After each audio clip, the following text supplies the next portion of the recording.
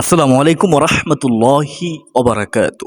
সম্মানিত দিনী ভাই ও বোনেরা, দুই শ্রেণীর মহিলাদের নামাজ সারা জীবন পড়লেও কবুল হবে না। মহান আল্লাহ রব্বুল আলামিন কবুল করবেন না।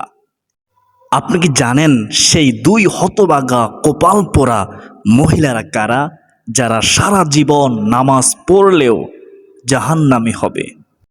যদি না জেনে থাকেন তাহলে আজকের গুরুত্বপূর্ণ ভিডিওটি আপনার জন্য। মনোযোগ সহকারে দেখতে থাকুন। যদি আপনি পুরুষ হয়ে থাকেন তাহলে আপনার অধীনস্থ যারা মহিলা আছে, মা বোন আছে, তাদেরকে এই গুরুত্বপূর্ণ আলোচনাটি শোনার সুযোগ করে দিয়ে জাহান্নাম থেকে বাঁচান। সুপ্রদর্শক, আজকে আলোচনা শেষে আরো গুরুত্বপূর্ণ একটি প্রশ্নের উত্তর জানবো ইনশাআল্লাহ। তা হলো, প্রশ্ন: কখন সন্তানের বিছানা আলাদা করে দেওয়া বাধ্যতামূলক এবং কখন থেকে নামাজের আদেশ দিতে হবে সে সম্পর্কে রাসূল সাল্লাল্লাহু আলাইহি ওয়াসাল্লাম কি বলেছেন হাদিসে মুবারকার মধ্যে? বিস্তারিত জানতে ভিডিওতে একটি লাইক দিয়ে ও কমেন্টে আলহামদুলিল্লাহ লিখে দেখতে থাকুন, আর নতুন হলে সাবস্ক্রাইব করে পাশে থাকুন। তো চলুন আমরা প্রথমে জেনে নেই কোন দুই শ্রেণীর মহিলার নামাজ সারা জীবন পড়লেও কবুল হবে না, আর তাওবা না করে মৃত্যুবরণ করলে মনে রাখবেন জাহান্নামের শাস্তি ভোগ করতে হবে। সালাত বা নামাজ আল্লাহ তাআলার ইবাদত সমূহের মধ্যে সবচেয়ে গুরুত্বপূর্ণ একটি ইবাদত। সালাত বা নামাজ এমন একটি গুরুত্বপূর্ণ ইবাদত যা 7 বছর বয়সেই প্রশিক্ষণ শুরু করতে হয়, আরও 10 বছর বয়সে ফরজ হয় এবং মৃত্যুর আগ পর্যন্ত সেটা ফরজই থাকে। আর এই বিধান নারী পুরুষ উভয়ের জন্য সমানভাবে প্রযোজ্য। তবে কিছু সময় আছে যেই সময়গুলোতে নারীদের জন্য নামাজ মাফ করা হয়েছে এবং সে নামাজের জন্য গুনাহগার হতে হবে না।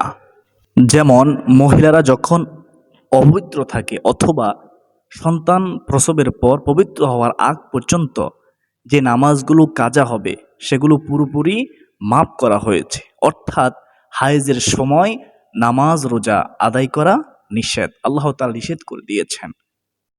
তবে নামাজ কাজা করতে হয় না, কিন্তু রোজা পরবর্তীতে কাজা করতে হয়। কিন্তু দুই শ্রেণীর নারী আছেন যাদের নামাজ আল্লাহ তাআলা কখনোই কবুল করেন না এবং তাদের কোনো আমল ঊর্ধ্বমুখী হয় না। নাউযুবিল্লাহি মিন যালিক। তাই আজকের এই আলোচনায় আমরা সেই নারীদের ভুলগুলো এবং ভুলের কারণেই তাদের কোনো আমলই ঊর্ধ্বমুখী হয় না, তাদের নামাজ কবুল হয় না, তা নিয়ে আলোচনা করব ইনশাআল্লাহ আজ্জা ওয়া জাল্লা। হয়তো আপনার বাসায় সেরকম নারী থাকতে পারে, তাদের সতর্ক করুন বা নিজেই তাদের দলভুক্ত হলে সতর্ক হয়ে যাবেন। এই দুই নারীর নামাজ কবুল হয় না। তাদের মধ্যে 1 নম্বর হলো সুগন্ধি ব্যবহার করে বাহিরে গমনকারী মহিলা। আবারও বলতেছি, 1 নম্বরে হলো সুগন্ধি ব্যবহার করে বাহিরে গমনকারী মহিলা। নবী করিম সাল্লাল্লাহু আলাইহি ওয়াসাল্লাম ইরশাদ করেন, রাহমাতুল লিল আলামিন নবীজি বলেন, সেই মহিলার কোনো নামাজ কবুল হয় না যে তার স্বামী ছাড়া অন্য কারো জন্য সুগন্ধি ব্যবহার করে এবং যতক্ষণ না সে নাফাক ব্যক্তির মতো গোসল হয়ে পবিত্র না হয় ততক্ষণ তার নামাজ কবুল হবে না। নাউযুবিল্লাহি মিন যালিক। সূত্র সিলসিলাতুল সহিহ, হাদিস নম্বর হচ্ছে 1031। এই হাদিস থেকে সহজেই অনুমান করা যায় যে পর পুরুষের জন্য সুগন্ধি ব্যবহারকারী নারীর নামাজ কবুল হবে না। নাউযুবিল্লাহ। অন্য আরেকটি হাদিসে রয়েছে, হযরত আবু হুরায়রা রাদিয়াল্লাহু তাআলা আনহু থেকে বর্ণিত। সাহাবীর নাম কি? হযরত আবু হুরায়রা রাদিয়াল্লাহু তাআলা আনহু। তিনি বলেন, রাসূলুল্লাহ সাল্লাল্লাহু আলাইহি ওয়াসাল্লাম বলেছেন, যে নারী সেন্ট বা সুগন্ধি ব্যবহার করে মসজিদে আসে, আল্লাহ তাআলা তার নামাজ কবুল করেন না। ওই ব্যক্তির মতো যে কিনা অজু গোসল ইত্যাদি সারা অপবিত্র অবস্থায় মসজিদে এসে নামাজ পড়ে। আর আমরা জানি অপবিত্র অবস্থায় নামাজ কবুল হওয়ার তো দূরের কথা, অপবিত্র অবস্থায় নামাজ পড়া নিষেধ। নামাজ পড়া কি নিষেধ? সুপ্রদিনী ভাই বোনেরা, আমরা 1 নম্বর জানলাম, এখন জানবো 2 নম্বর। 2 নম্বর হচ্ছে যে স্ত্রীর উপর স্বামী অসন্তুষ্টি থাকে।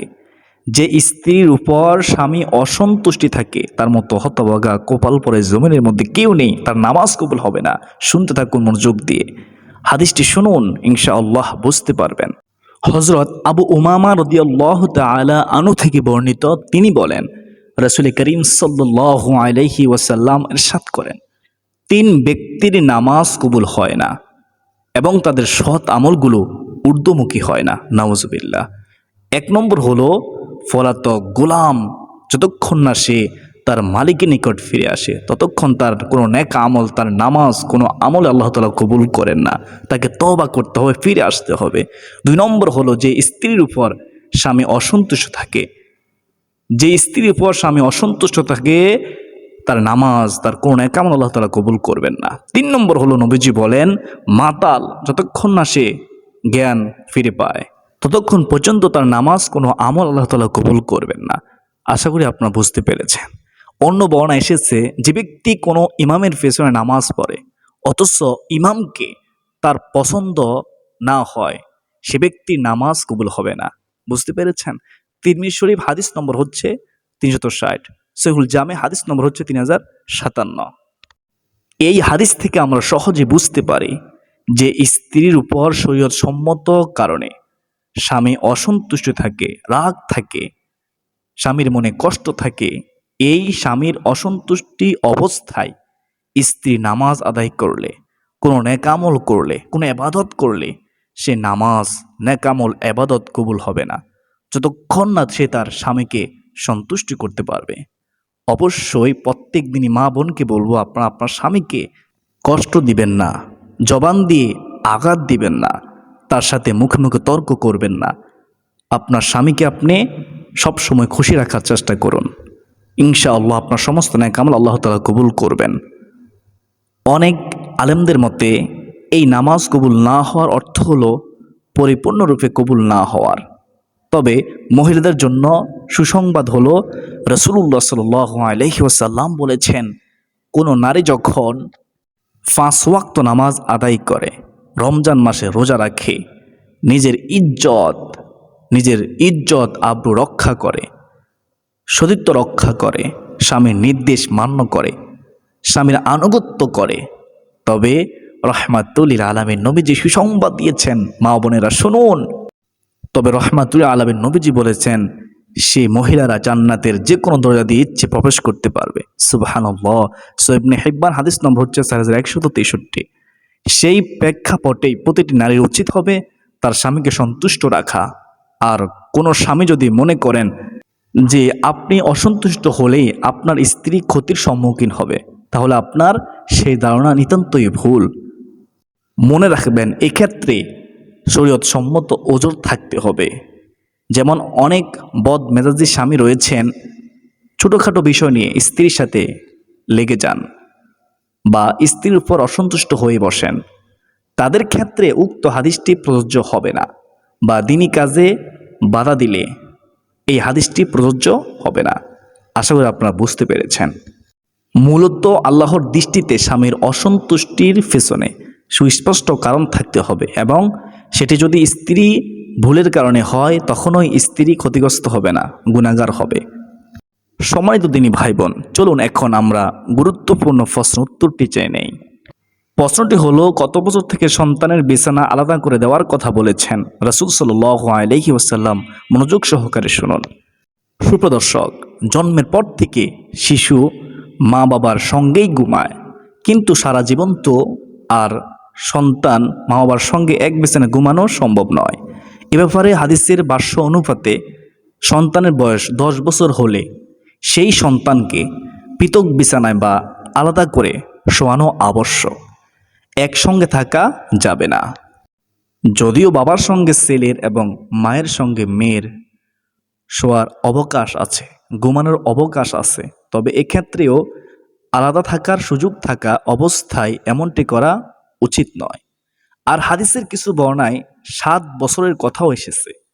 সেই হিসেবে 7 বছর বয়স হলেই বিছানা পৃথক করার ব্যাপারে সতর্ক হওয়া উচিত। তবে সর্বোচ্চ 10 বছর পর্যন্ত সুযোগ আছে। 10 বছর হয়ে গেলে বিছানা পৃথক করা ওয়াজিব। সামর্থ্য থাকার পরেও তা না করলে গুনাহ হবে। আমর ইবনু শুআইব রহমতুল্লাহি আলাইহি থেকে পর্যায়ক্রমে তার পিতা ও তার দাদার সূত্রে বর্ণিত, তিনি বলেন, রাসূলুল্লাহ সাল্লাল্লাহু আলাইহি ওয়াসাল্লাম ইরশাদ করেছেন, রহমাতুল লিল আলামিন নবীজি বলেছেন, তোমাদের সন্তানদের বয়স 7 বছর হলে তাদের সালাতের জন্য নির্দেশ দাও। যখন তাদের বয়স 10 বছর হয়ে যাবে তখন সালাত আদায় না করলে এর জন্য নবীজি বলেন তাদের মারবে, প্রহার করবে এবং তাদের ঘুমের বিছানা আলাদা করে দিবে যখন তাদের 10 বছর হবে। আবু দাউদ শরীফ, হাদিস নম্বর হচ্ছে 495। আব্দুল মালিক বিন রাবি বিন সাবরাহ পর্যায়ক্রমে তার পিতা ও দাদার সূত্রে বর্ণনা করেন, রাসূল সাল্লাল্লাহু আলাইহি ওয়াসাল্লাম ইরশাদ করেছেন, যখন সন্তানের বয়স 7 বছর হয় তখন তার বিছানা আলাদা করে দাও। সুতরাং সন্তানের বয়স 7 বছর হলে বিছানা পৃথক করে দেওয়া উচিত। আর 10 বছর হয়ে গেলে যথাসাধ্য বিছানা একসঙ্গে রাখা যাবে না। বিছানা অবশ্যই মা বাবা পৃথক করে দিবে সন্তানের।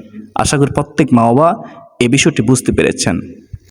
আমি আশা করি যেহেতু আজকের ভিডিওটি অনেক গুরুত্বপূর্ণ ছিল, তাই ভিডিওটি শেয়ার করে সবাইকে শেখার সুযোগ করে দিবেন ইনশাআল্লাহ আজ্জা ওয়া জাল্লা।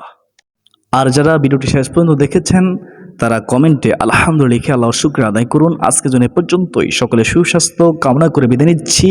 ওয়া মা আলাইনা ইল্লা বালাগ। আসসালামু আলাইকুম ওয়া রাহমাতুল্লাহি ওয়া বারাকাতুহু।